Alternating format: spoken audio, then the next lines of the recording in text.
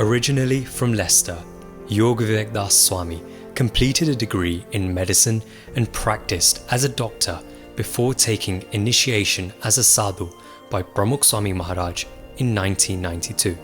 He spent 6 years in India undertaking a deep study of Hindu scriptures. He is the head Sadhu at the Neasden temple and has been leading BAPS activities in Europe for the past 20 years.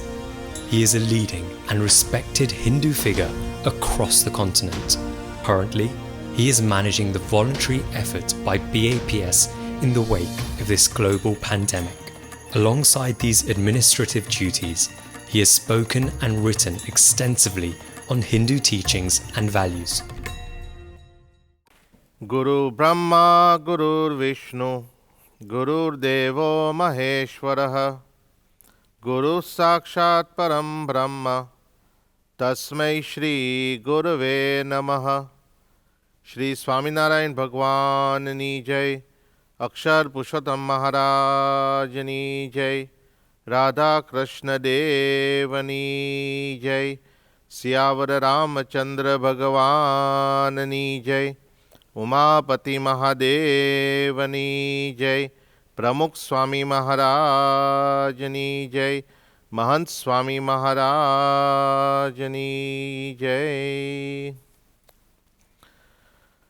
Today is indeed a very special day, the auspicious day of Guru Purnima or Vyas Purnima, when we pay reverence to the Guru, to thank him, to offer our gratitude for everything that our Gurus have done for us. Because it is the Guru who provides us with strength, with inspiration to walk on this spiritual path. It is a Guru who helps us to solve our numerous issues or problems. Let me start off with a story about an old man. A long time ago, there was this man who lived in some far-off village, and he was quite aged. He had 17 camels. These were all his assets and his main source of income. This old man, he had 3 sons. And soon, when he passed away, his final rites were performed, and then the 3 sons got together. Fortunately, their father had made up a will, so they opened the will together, and in the will, they read what the father had given to them. So remember, there were 3 sons, the eldest, the middle son, and the youngest son.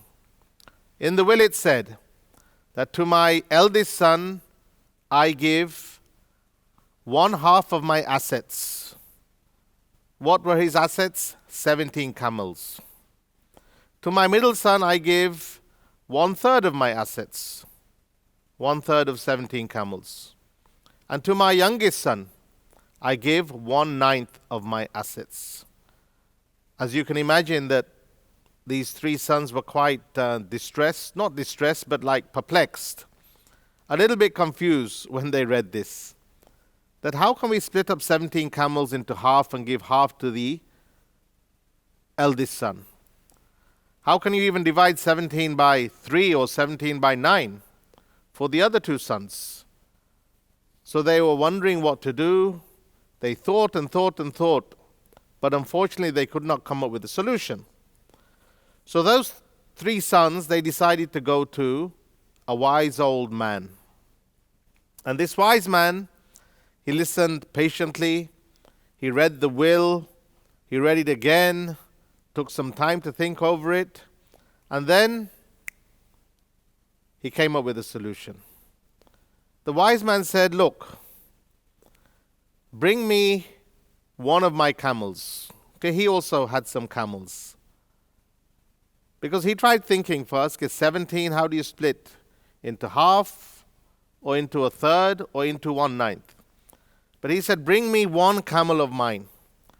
17 plus one camel makes 18. And then he told the brothers, now read the will. What does it say? 1/2 to the eldest brother. Half of 18, 9 camels were given to the eldest son. 1/3 for the middle son. 1/3 of 18 equals 6. 6 camels were given to the middle son. And 1/9 of 18 is 2. So 2 camels were given to the youngest son. So when they added up the camels, they had 9 plus 6 plus 2 equals 17. So they got the camels, and the one camel that was left over, the wise man, he took back. So in this way we can see that when these sons were stuck for a solution, an old man, a wise man, he came to their rescue and showed them the way. Life is full of so many questions.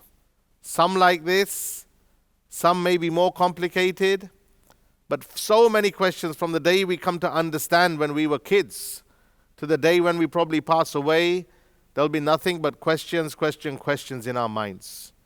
And to help us to find a solution, especially on the spiritual path, we need to have a guru who can give us the complete knowledge, who can show us the way. For example, our scriptures talk about the 5 blind men, and they were put in front of an elephant, and they all started feeling the elephant because they couldn't see what was in front of them. So one of them, he was so confident, he said, they were asked to describe this object.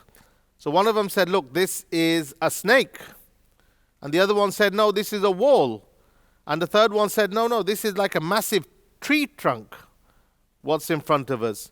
And the fourth one said, this is like a thick rope. And the 5th blind man, he said that this is like a sharp spear.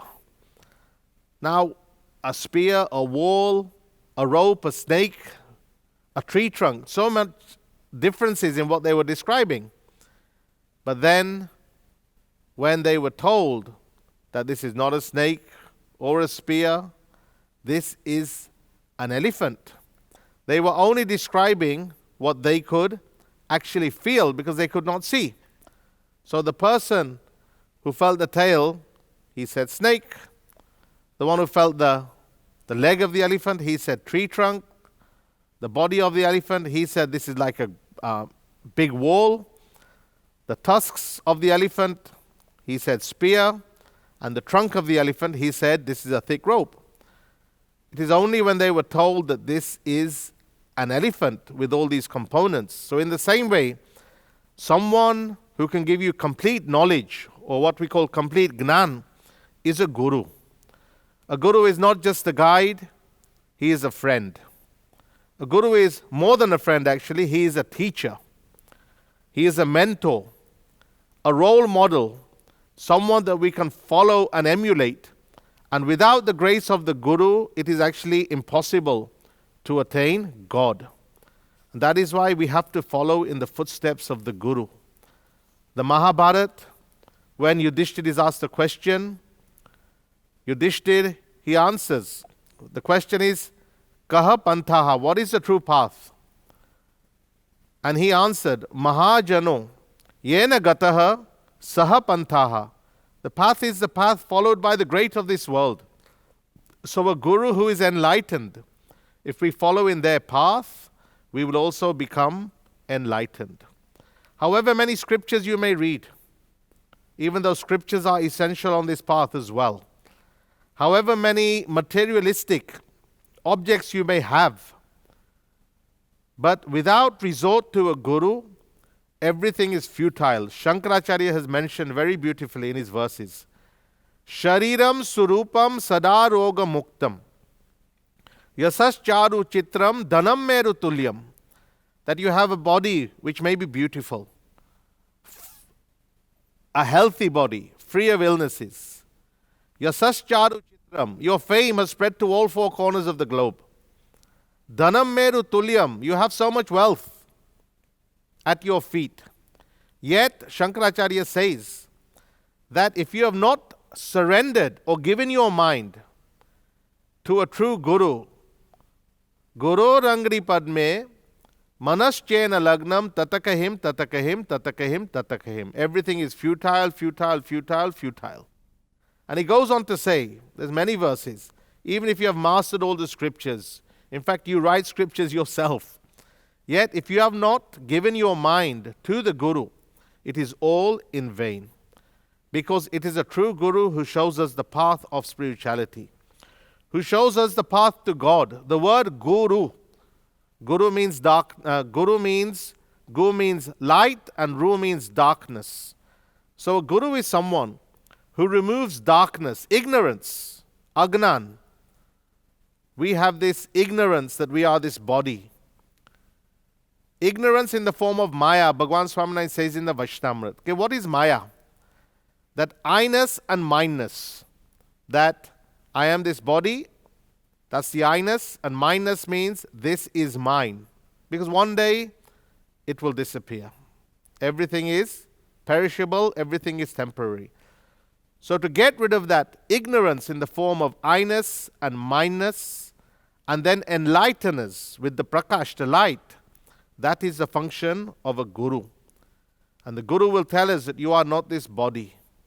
The Guru will tell us and teach us that you are the Atma, the soul. And the Guru will teach us that within that Atma is Paramatma. And lose yourself in God. Sometimes we think that I can't see God. But look, we can't see everything in this world. Coronavirus, who has actually seen the virus? But we know where it is. To see a microorganism, you need a microscope.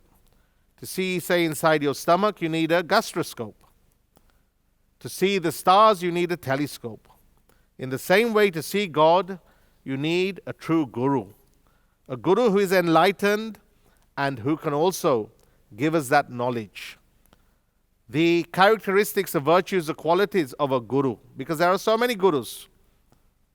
And those virtues for a true Guru we find in our scriptures. The Bhagavad talks about 39 qualities or even 30 qualities of a true devotee or a true sant. Krishna Bhagavan to Arjun in the Gita, Stita Pragnasya Ka Bhasha. Okay, tell me about the attributes of someone who is equiposed in honor and humiliation, in sorrow or in happiness. And those attributes you will find in the true Guru. In the Gita, the word Gunatit is also there. A true Guru is someone who is Gunatit, means someone who is above the three guns of Maya, above Sattva gun, Rajagun and Tamogun. So our scriptures also tell us, don't follow blindly, but seek, inspect, look and introspect. And where you see the qualities, look at the life of the individual, look at the purity of the individual, examine the virtues of the individual, and then you surrender to that Guru. Because that Guru will take you to great heights. That Guru will take you to God. And we are fortunate in the Swaminarayan Sampradaya that we have the blessings and we have Gurus such as Pramukh Sai Maharaj and our current Guru, Mahant Swami Maharaj. Their lives speak for themselves.